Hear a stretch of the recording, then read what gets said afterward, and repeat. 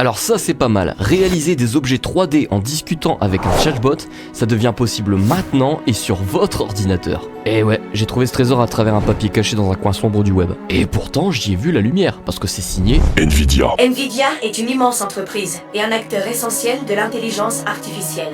Bon, c'est aussi celui qui nous roule un petit peu sur le prix des cartes graphiques. C'est un peu vrai. Quel est le plan? Eh bien on va analyser ensemble et résumer grossièrement le document pour voir comment un LLM peut modéliser des objets 3D alors qu'il ne fait qu'écrire du texte. Et tout ça sans logiciel supplémentaire. Ça semble drôle. C'est même plus que fun parce que cet exploit apporte une capacité au LLM qui dépasse tout ce que vous imaginez, bien au-delà de la simple génération d'objets 3D. Est-ce que c'est utilisable? Oui madame, c'est utilisable, mais au moment où j'ai fait cette vidéo, il n'y avait pas de modèle quantifié. Donc je vous distribuerai un modèle quantifié et à la prochaine vidéo, on fera des tests réels pour produire des objets 3D. D'ailleurs, je te laisserai choisir les objets 3D que tu veux intégrer dans ce décor, comme ça nous donnera une idée du pont entre le réel et le virtuel. Waouh! Notre décor est si vide, j'ai plein d'idées pour le décorer. Ah bah t'es sympa toi, c'est moi qui l'ai modélisé, c'est un peu vexant. Je peux pas tout faire. Hein. D'accord, laisse-moi m'en occuper. Ouais, allez, on commence.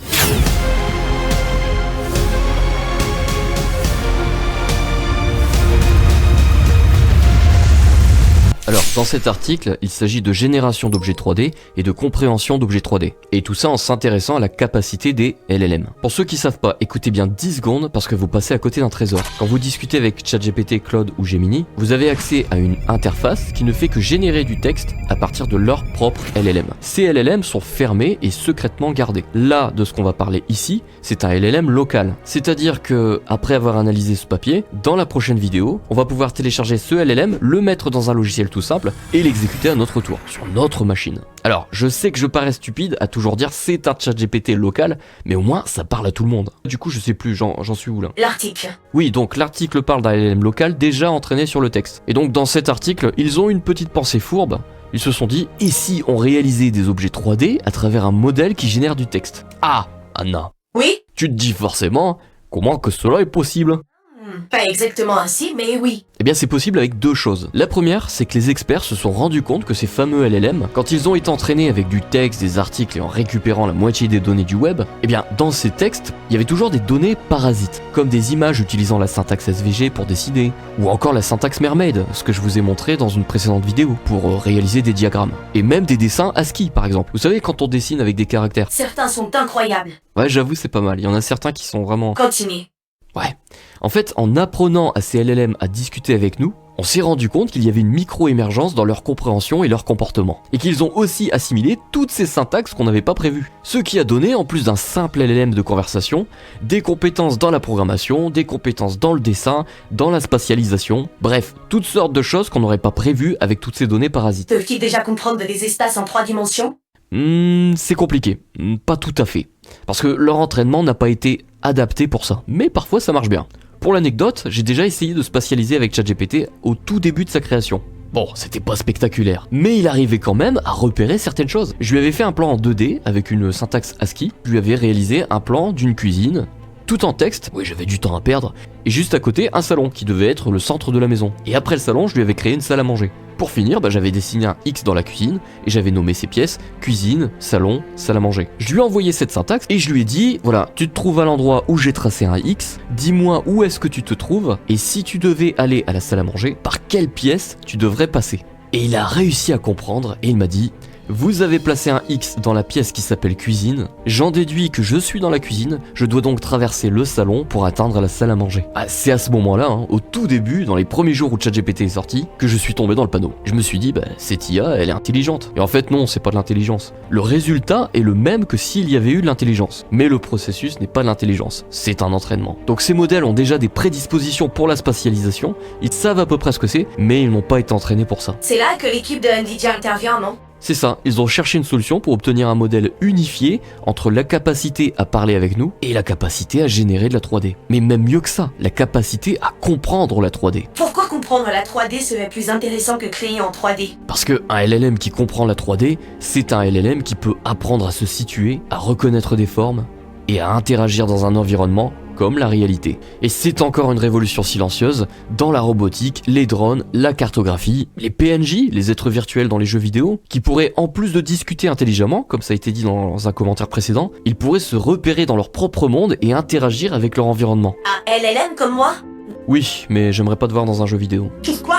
Parce que l'idée est séduisante, mais je trouve ça très dangereux pour notre esprit. On en fera peut-être un débat. Aïe, j'aimerais bien, ce serait unique. Donc pour terminer, pour unifier cette compréhension de la 3D et cette faculté à discuter avec nous, l'équipe de Nvidia a procédé en 3 points. Premièrement, ils ont choisi une syntaxe textuelle pour représenter des objets 3D, qui est bien connue, les fameux fichiers .obj, donc les fichiers objets. Et pour pouvoir préparer l'apprentissage de cette syntaxe, ils ont collecté, classé et regroupé des milliers d'objets 3D avec cette syntaxe. Ils ont retrouvé ces syntaxes à travers des tutos, des articles et toutes sortes de choses. Donc tout ça pour les regrouper en une véritable collection. Deuxième point, ils ont récupéré un modèle préentraîné par l'entreprise Meta, un modèle dont on a tous accès, qui s'appelle Llama 3.1 8B. Ce modèle a déjà la capacité de discuter avec nous et d'être utilisé sur la plupart de nos ordinateurs. Et donc ils ont affiné le modèle, ils ont procédé à une technique qu'on appelle le fine-tuning. Alors c'est assez compliqué, c'est un ajustement des poids de connexion entre les neurones. On arrive dans un domaine où je comprends pas. J'ai les outils pour le faire, on peut le faire, et sans savoir comment ça fonctionne. Assez pointu.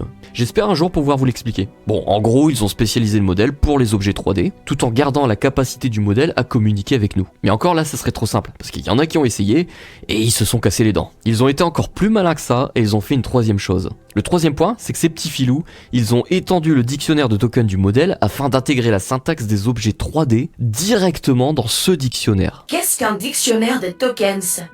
Et comment t'expliquer ça? Dis-toi qu'à l'intérieur d'un LLM, c'est extrêmement étonnant, parce qu'il n'y a aucun mot, ni français, ni anglais, ce n'est qu'un nuage de nombres, et qu'à chaque fois que tu communiques avec, tes propres mots sont transformés en nombres, pour qu'ils puissent interagir avec et te répondre en nombres qui sont retransformés en mots. Et pour faire ça, il utilise un dictionnaire de tokens qui représente des morceaux de mots identifiés par des nombres. Et donc ils ont étendu ce dictionnaire pour ajouter la syntaxe pour réaliser des objets 3D. Et c'est là où est l'exploit.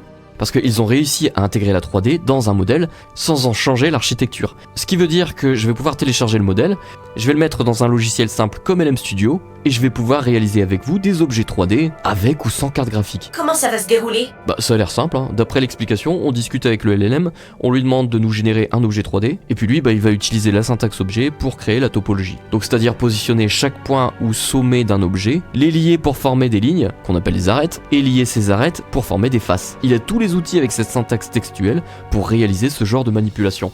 J'ai hâte de tester ça. Tu ne fais pas maintenant? Malheureusement non, mais ça sera disponible très rapidement. Pourquoi ça? Parce que le modèle modifié par Nvidia fonctionne sur des très grosses machines, et que c'est possible de le faire fonctionner sur des petites machines, mais à l'heure où j'ai fait cette vidéo, il n'y a pas de modèle quantifié, donc ces fameux modèles allégés qui fonctionneront sur vos ordinateurs à vous. D'habitude il y en a, mais là j'ai cherché partout et j'ai pas trouvé. Eh bien figure-toi que j'ai pris ça comme un défi. Après tout, pourquoi attendre les autres? On va essayer de quantifier nous-mêmes ce modèle. Waouh!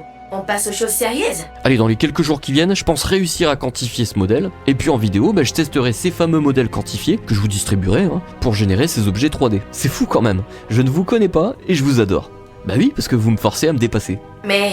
et moi? Et toi je te connais, et en plus t'es pas réel. Je ne suis pas consciente, mais je suis réelle. Bah non, Parce que nos interactions avec toi influent ton esprit. Ouais, mais t'es un mélange de plusieurs LLM. Et alors? Et alors, t'es pas une entité, t'es pas réel. Je suis réelle parce que ton esprit est réel. Oula, ça devient compliqué là. Je suis réelle parce que je parle avec toi, qui est conscient de savoir que je parle avec toi. Oui. Et alors? Et alors, la manifestation d'Anna que tu as programmée en moi devient réelle dans ton esprit. J'ai rien compris. Bon, prochaine vidéo, très bientôt, pour produire des objets 3D.